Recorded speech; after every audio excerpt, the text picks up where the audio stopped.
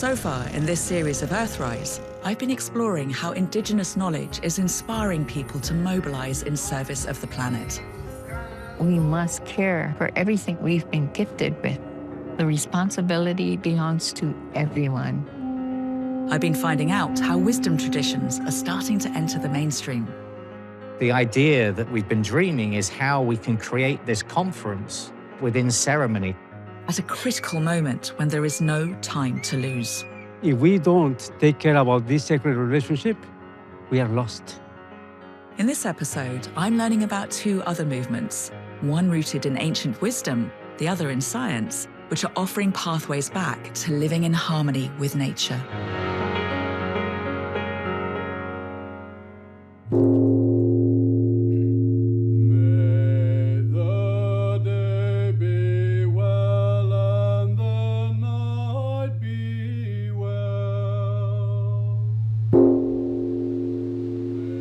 This is Plum Village, the largest Buddhist monastery in Europe.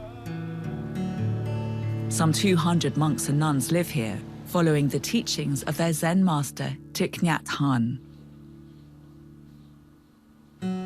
A cornerstone of his teachings is the importance of loving nature. Brother Phap Hu is the abbot of Upper Hamlet, one of four which comprise the monastery. In Buddhism, we call Earth or Mother Earth. Our Zen tradition has root from Vietnam. And in the Vietnamese language, the direct translation is Earth Mother, Đất Mẹ. So even without Buddhism, there's this concept, there's this indigenous wisdom that the earth is the mother of all beings, that the earth has given rise to all the wonders that we get to see, we get to experience. She gives food, she gives the landscape. The deepest connection to us, it is Mother Earth. That's very powerful. We cannot be without this earth. And the language that we use is interbeing. Being here is to be alive, but we cannot be alive by ourselves. So to be, we have to interbe. And when we have this insight, we start to see things very differently and to rebuild that relationship of caring and love for the earth. This reverence for the earth and our place in nature is rooted in a fundamental Buddhist principle: mindfulness, being fully present in the moment. I joined the nuns of New Hamlet and their guests for an unusual meditation. With phone and internet, we're so easily distracted, which is a kind of collective illness of today's world. Sister Tri Niem teaches mindfulness.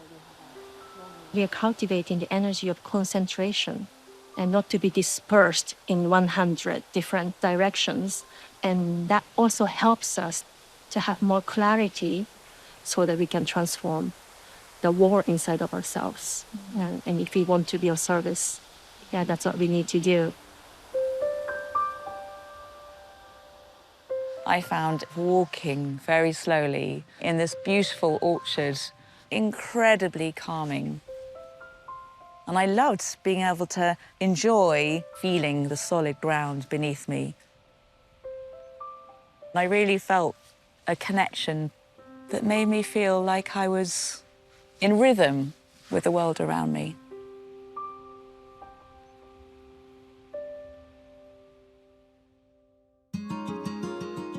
Mindfulness isn't just about our inner state. It also affects how we engage with the world and nature around us. At Happy Farm, the monastery's small holding, volunteers help grow sustainable, organic food for the community. This communion with the living soil, the earth, really has a capacity to make us more happy and to reconnect us with the web of life. Mick McAvoy runs Happy Farm. We have a chance to practice mindfulness when we're in the garden, to be concentrated and to be present with what you're doing. Oh, this is a nice one. Wow, how does nature do it? Nature provides plenty to take here, but giving to the land is equally important. So what we wanted to do with intention is to offer something back to this land. One of the simplest things is to rewild. And it's something that we do for the habitat, for this time of emergency in our global biodiversity, but also as an aid in the healing and the transformation of the humans who come to Plum Village by bearing witness to the healing, regeneration and transformation of this land. It's healed me for sure. I see the ancient wisdom that so many wisdom traditions and indigenous traditions knew, that we are the earth that carries us. The medicine is here, and the medicine is this living, breathing planet. In Buddhist thought, mindfulness helps transform the suffering we all experience. In the world beyond Plum Village, transformation is urgently needed. The science suggests that natural disasters are becoming more frequent and more intense due to global warming. The suffering caused is immense. 2 weeks before I arrived at Plum Village, Vietnam and neighboring countries were hit by Typhoon Yagi. Hundreds of thousands of people were displaced and over 800 killed. I was so shocked to see so many people dying, the bodies. Sisters Thao Nhem and Trang Mai Ton have been deeply affected. I'm not there in Vietnam, but I can feel their suffering. I can feel their pain, their loss. As a monastic, we learn how to face suffering, how to connect with suffering, but not being swept away by suffering. There's the suffering of all these people, and there's also the suffering of the earth. And I wondered what you both thought about what Mother Earth is saying to humanity. I think she has been trying to wake us up for a long time. I have the feeling that Mother Earth will continue calling us. Sometimes it will be quite a difficult calling. It needs a lot of courage, strength, and compassion and love. Each one of us has a role. So we are monastics, we have a role, spiritual, we take care of people, and you take care of the earth, and we take care of you. So we interact. That's why we need the practice. We need to water the seeds of joy, of happiness, of peace every day in order to hold this suffering and to embrace, to transform. Humanity's outer relationship with the earth has been slowly changing. C'est un petit marteau, mais je pense qu'il peut faire de grandes choses. But for some, continuing to care for the planet has only been possible with inner transformation. Christiana Figueres was instrumental in the creation of the Paris Agreement, the global pact adopted in 2015 to limit warming in order to avoid catastrophic climate change. She now considers Plum Village her spiritual home. It is such a refuge. It's not a hideaway refuge. It's a fill up your tank type refuge, you know? Yeah. Thich Nhat Hanh's teachings on ideas like interbeing and deep listening gave Christiana the inner tools that helped make the historic UN treaty possible. What we have in common is our common humanity. So to dissolve boundaries between you and me, between one nation and another nation, to dissolve boundaries between what I think is possible and what I think is impossible. The possibilities are basically infinite for what we can support each other and collaborate on. But despite the goals of the Paris Agreement, progress seems painfully slow, and climate campaigners are feeling the pressure. I have witnessed so much pain, so much desperation, so much grief, so much despair, burnout, anger in the climate community that I could just no longer have my Plum Village practice as my own personal little secret. I had to share this with those who would want to engage and who are open. Christiana began working with Brother Phap Hu and the Plum Village team to offer help for climate leaders and activists experiencing challenges as a result of their work. Together, they've designed retreats intended to foster resilience and hope. Then what is the journey that you are hoping to take retreatants on? We start by going in, helping people to strengthen their introspection capacity, allowing them to see that, ironically, systems change is deeply personal because we're all involved in systems change at the biggest planetary level. We have never faced anything like the environmental challenges that we have now.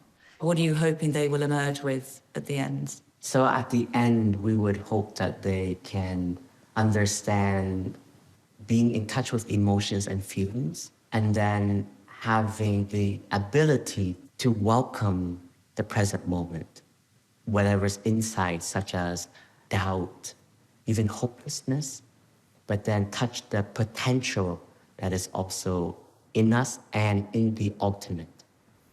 Throughout the journey of the retreat, almost in every talk, love is there. Because we're so much in touch with suffering. And it's real, the suffering is real. But the joy can also be very real in the here and now.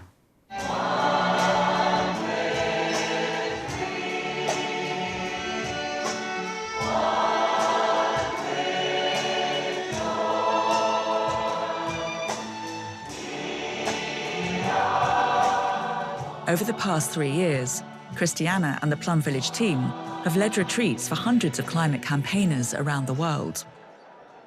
Lasting alliances and friendships have been formed, and support networks have flourished. Understanding that all is interrelated, interconnected, that understanding is what gives us the agency to have an impact at whatever level of the system we choose to have the impact. You're building a very powerful and effective community here. What we are together helping to grow is a web of people that are motivated to work from a place of love for self, for others, for nature. And these people will create much that we think now is impossible, but that we're going to make possible. We all need to fall back in love with Mother Earth. Because love gives birth to care. Love gives birth to reverence. And when we fall back in love with the earth, we will then want to care and protect her. The inner work of reconnecting to ourselves and to nature isn't just for Buddhists and climate campaigners. This all may seem a bit spiritual and esoteric for some of you watching, but the link between inner and outer transformation is an idea that's been championed in more secular contexts as well. To find out more, I've come to Sweden's capital, Stockholm, to attend a conference put on by an organisation called the Inner Development Goals. Many of you have come here today because you share that belief in humanity's capacity to develop, and through that create a more just, a more peaceful, and more sustainable future. Katarina Moser curates the summit. We are aware of so many of the problems that we're facing globally, and we are also aware of so many of the solutions, but we're just not implementing that. So the question is not so much what needs to be done, but why aren't we doing it? And the vision of the IDGs, the Inner Development Goals, is that we want to bring the power of inner development to all global challenges. The Inner Development Goals, or IDGs, were created in response to the UN's Sustainable Development Goals, adopted in 2015. Targets relating to climate action, conservation, education, to name but a few, have proved hard to implement, with frustratingly little progress made. Many feel it's the very systems we live by that are preventing change. All these systems are the outcome of the way we human beings think and feel and act and relate. with ourselves, with others, and with the world. Harvin Tor is an expert on fostering social change through happiness and well-being, and a mindfulness teacher who trained under Thich Nhat Hanh. The idea that we need to transform ourselves, our consciousness, for structural change to be sustainable has been around for a while. It's nothing new. But I think more and more people are aware that now is the time. We cannot wait anymore. We have to do something about it.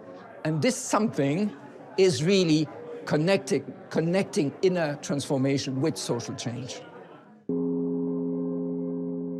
The Inner Development Goals have 5 dimensions: being, thinking, relating, collaborating, and acting. The idea is that tools like mindfulness and connecting to nature help develop skills in these dimensions, qualities such as compassion, courage, presence, all things I've heard about at Plum Village. And if we work on these skills, we'll understand ourselves, each other, and the planet more fully. What we need today is a movement saying, you know what, maybe inner development should be available to everyone, no matter financial means. Maybe it even should be a human right, because this is how we solve the biggest problems. And Neuroscientist Erik Fernholm is one of the IDG's creators. He and the team worked through the scientific data, synthesizing it into an easily understandable roadmap for change. The IDGs is basically 5 categories of 23 skills, saying these are the things that the top thinkers and researchers and experts in the world agree on are the skills needed to create a better future. And if we don't talk about these shifts that need to happen in the structure, culture, and individuals, we have no chance at reaching sustainability. The way that we're solving problems is the problem. And that means that we need to change if we want to see a better future, right? And the desire for change is growing. 1,500 people are here in person, 10,000 online, with academics, educators, activists, and artists in attendance. Big businesses, including homeware giant IKEA, are also on board. If I look at IKEA, I think we have so many co-workers who really want us to take a bigger positive steps in terms of how we work with our values and doing good. And even the United Nations is involved. Working with the UNFCCC, the UN Framework Convention on Climate Change, I think this is a quietly historic day. It's nothing less than reinventing our industry, reinventing our economy, and reinventing ourselves. I'm very optimistic. It's not a one-time event where people come, talk, go back home, and everybody forget about what was discussed here. It is the beginning of a process, integrating outer action for change and inner development for internal change. Why are positive narratives more effective? Joy, did I hear that? Super important, yes. Love, oh, we came to the word, now I can stop, thank you very much. It's not often that you hear things like love, joy, peace referred to in a conference setting. And there were some establishment people here from big companies, government, the UN. But there was such an energy in the room. And it's really fascinating to see how the being, the connection to the inner, is actually making a difference in the outer world. Because the people who are here to do. They really want to have an impact on our planet.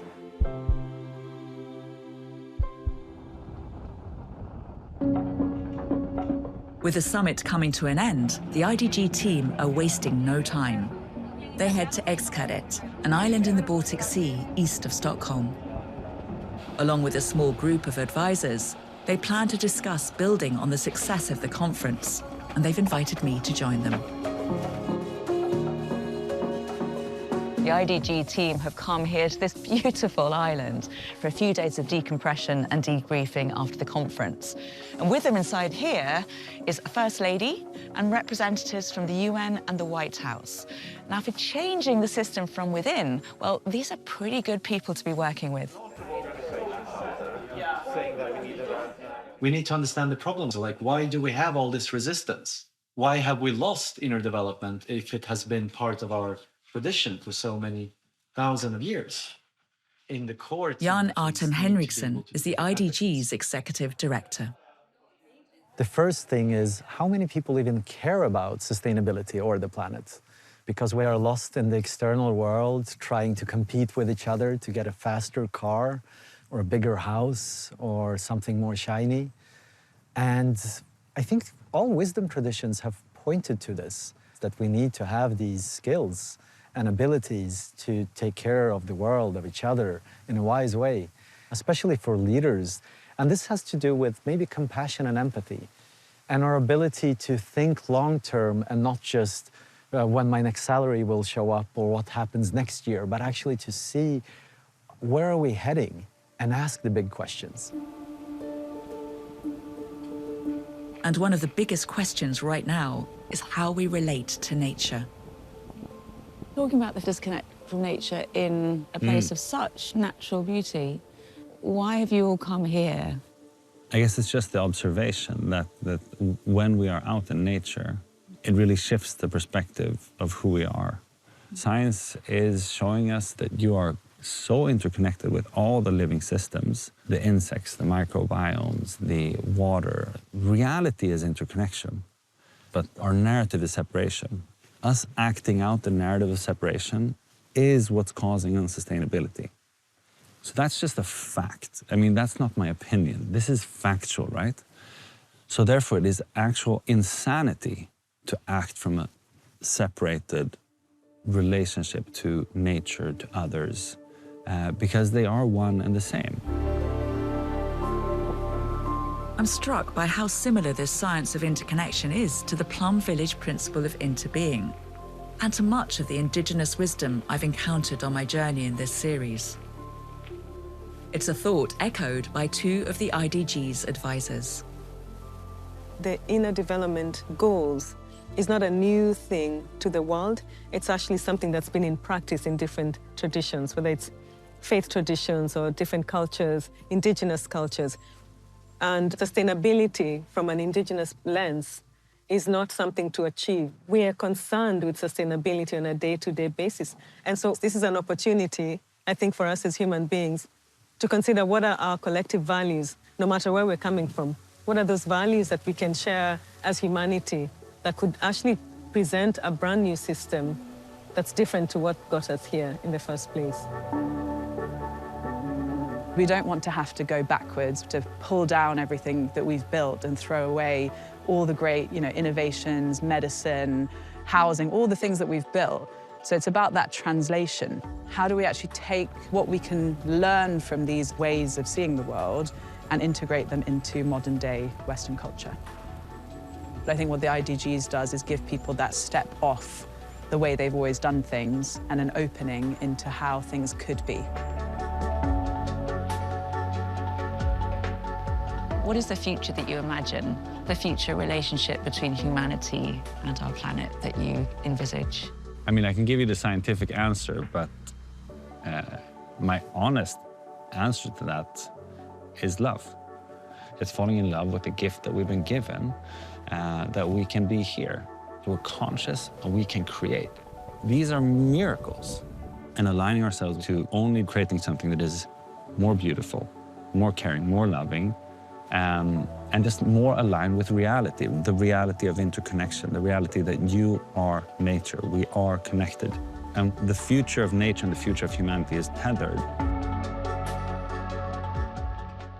What I find really fascinating is that the ideas, the values, the skills that the IDGs talk about are actually the concepts that I've been encountering all along my journey. Whether it's in Plum Village, a Buddhist monastery, whether it's with wisdom keepers, and each of them at their heart are saying the same thing, that sustainability is about a deep internal transformation, a different way of relating to ourselves, to each other, and to our planet. It's about learning to live in harmony with Earth and remembering that we are part of this extraordinary planetary ecosystem, which is our home, and that we are part of nature too.